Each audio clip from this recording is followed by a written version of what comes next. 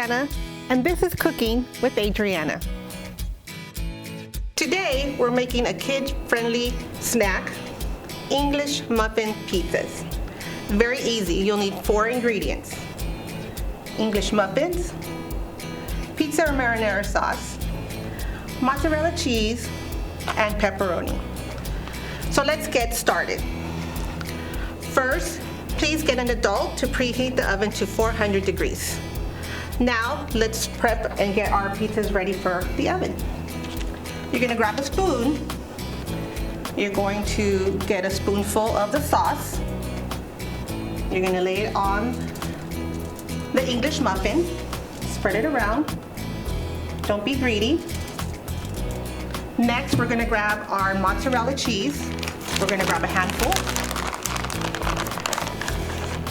Again, if you like cheese, don't be shy. Put extra cheese if you like. And last, our pepperoni. Now our English muffins are not that big, so we're probably gonna only need 3 slices. And for those of you who don't eat meat or are vegetarians, you can just leave the cheese on there. Now they're ready for the oven. We're gonna bake them for 15 minutes. And this is our final product. English Muffin Pizzas. Thank you for joining me today. Have a good one.